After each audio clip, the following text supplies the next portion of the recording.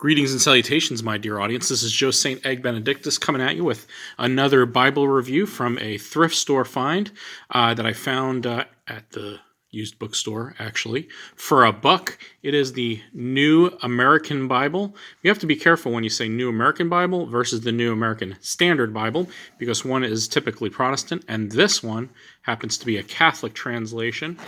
The word on the New American Bible is that back in the 50s and 60s, the Catholics were looking to come out with a more contemporary version of the Bible.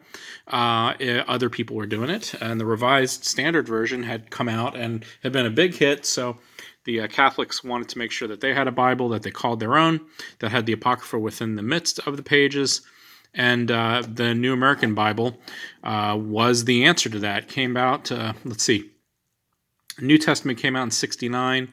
The whole Bible came out in 1971, and you can tell by this groovy font that is very much the case. This is something typical you'd find in many used bookstores of the New American Bible by Nelson. There are no, it says genuine leather here. It's a nice brown leather, and from being this particular one from 1971, I think this is one of the first ones to come out. It's in really good shape. You can see it has that gold foil, but it's rubbing off a little bit. And then also these decorative spinal hubs with the little notch, like as if it's like a cord holding this together or some kind of stitching. I think that's a little corny, but I'm sure at the time it was fine. But you have that just to give it a little bit more texture, a little bit more feel. It feels good in the hand. The gilding is okay. It's a bit intact. I mean, for being 50 years old or thereabouts, 40 years old, I mean, you can't expect a lot. But the brown leather awfully is nice. I mean, it is a very attractive Bible. All right, let's open it up, see how it goes, and see what kind of cool things we can get here. Let me see if we can get more light. There we go. Okay, so here goes nothing.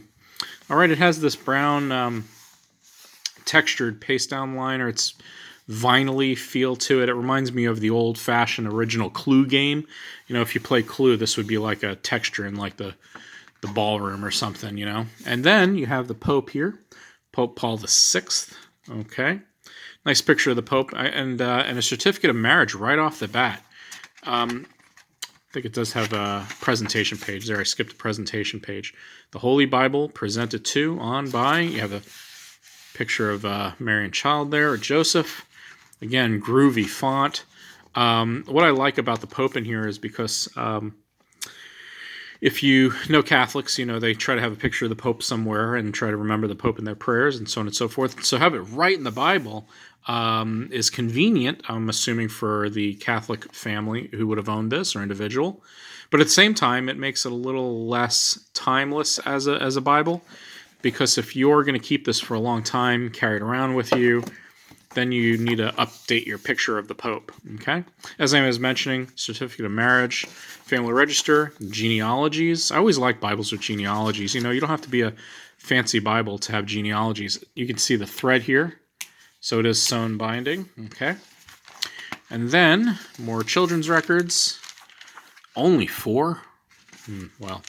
And events to remember. So the New American Bible, sponsored by the Bishops Committee. New American Bible, cool 1960s decorative monogram there.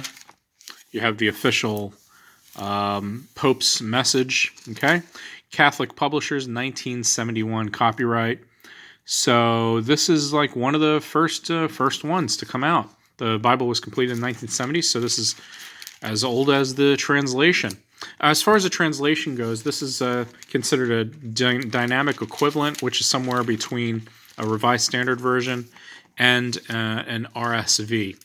You have these topical headings, the Pentateuch, which I like, as well as a summary of explaining each book. So this isn't per se a study Bible, but it's as close as you can get to studying the Bible. Again, back in the 40s and 50s, the Catholic Church was really encouraging people to study the Bible at home.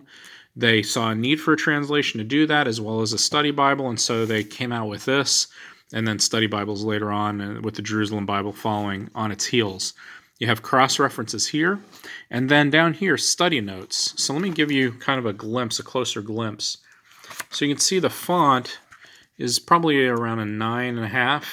And then the footnotes, which are very minimal, are in a very small font, but they take up just as you can see, less than a quarter of the page with cross-references.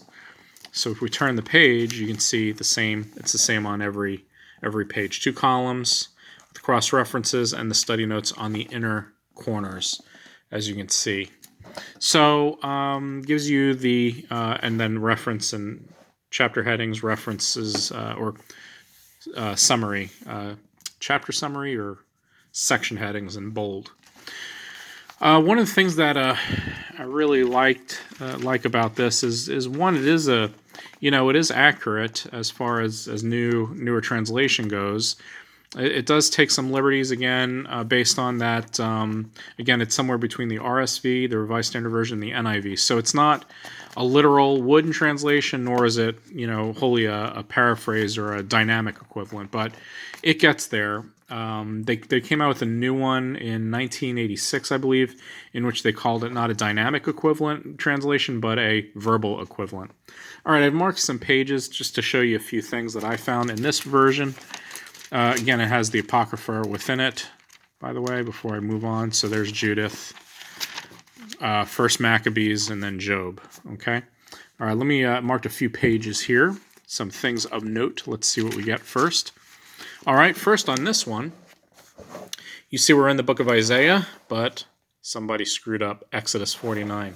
So Isaiah 48, Exodus 49. When I was flipping through this Bible, that really threw me off, as you would imagine. But the text itself is Exodus. It's just somebody screwed up the heading. Okay.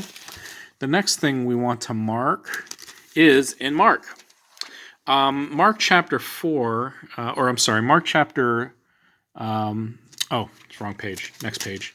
Mark chapter 6, verse 3, it talks about Jesus' brothers. Let me get it here. So Mark 6:3, is this not the carpenter, the son of Mary, a brother of James and Joseph and Judas and Simon? Are not his sisters our neighbors here? And they found him too much for them. But the footnote is what drew my attention based on some reading I did and research of this Bible. If you look at the footnote, 6:1-6, of verse 3, it says, the question about brothers of Jesus and his sisters cannot easily be decided on linguistic grounds.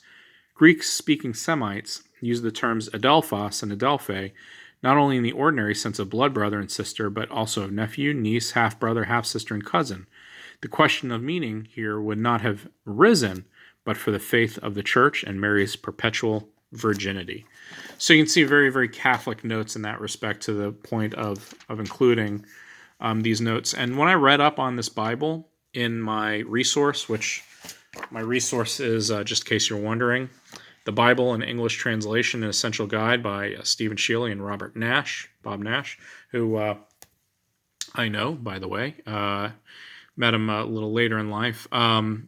This has most of the translations, so that pointed out this footnote. So again, when this Bible came out, it already came out with those chapter summaries, the footnotes, the cross-references. So this is the standard Bible that you would have purchased if you were Catholic back in the day, even up to now. I went to the used bookstore today, and they have another copy of these in a different color, not as old and not as nice. To me, this brown is just really sharp. All right, the other thing I marked out here is Epistle to of Paul to the Romans. Because I'm doing an online Bible study of Romans, I wanted to read up on it, and it gives you the traditional historical critical information. The edict of Emperor Claudius that expelled the Jews, for instance, is in here, noting both Suetonius and Acts 2, Aquila and Priscilla. So if you watch my Bible study on Romans, I point that out. It talks about the principal theme of the letter is the relationship between Judaism and Christianity. I would have put Jewish Christianity and non-Jewish Christianity, because Judaism and Christianity is not really accurate. By the time Paul was writing to the Romans, there was Jewish and there was Christian Jewish. So I think this is a little misleading, but that's just, nitpicking. topic which Paul judged to be much in the minds of the Roman Christians. Each of these religious faiths claimed to be the way of salvation, which established a covenant between God and made man the beneficiary of divine gifts.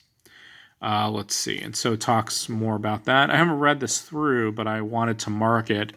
So when I got to my Romans Bible study, I always cross-reference with new information or new commentaries just to make sure I'm on the right track. As you can see, the chapter summary does include, all the chapter summaries do include a rough estimate. And their basic outline is similar to mine, just different words and different focuses, okay? In the back, it goes right from Revelation to a note about the travels of Paul, and then goes right into maps. But look at these old maps. I mean, it's pretty basic. That's a pretty basic map, if you ask me. The Exodus, okay? Very easy to read, not a lot of places or names, just a few, like Jerusalem and Shushan and Babylon and Jerusalem, Nineveh and Jerusalem. So not very detailed, to say the least. But I think basic if you're, going to Mass and you need to, you need a map handy, this is adequate, but not anything that you would want in a deeper study of Palestine. There's the numbers there, I guess, for the whatever. All right, so one of the things I wanted to show was, a New American Bible, which I've always wanted to review. Per se, I know it's not a real review because I haven't read much in the text, but I'll keep it handy on my shelf just for reference. I just think this is in great shape. It has this groovy font, looks beautiful, held together real well. It did have a ribbon. I should have showed that off a little bit here, but the ribbon is really old and really, really old. I mean, I'm afraid it might break if I pull it too much. So you can see it's all frayed on the bottom. But an interesting book, one for good reference. Again, I probably won't refer to it too much because I'm not really, I have other commentaries that come from a Catholic point of view. I don't really need this. It's more dated. But it's a beautiful looking Bible, and I like the yaps here. It looks good, looks nice. It's real groovy, man. And just love how it looks with its old vintage look.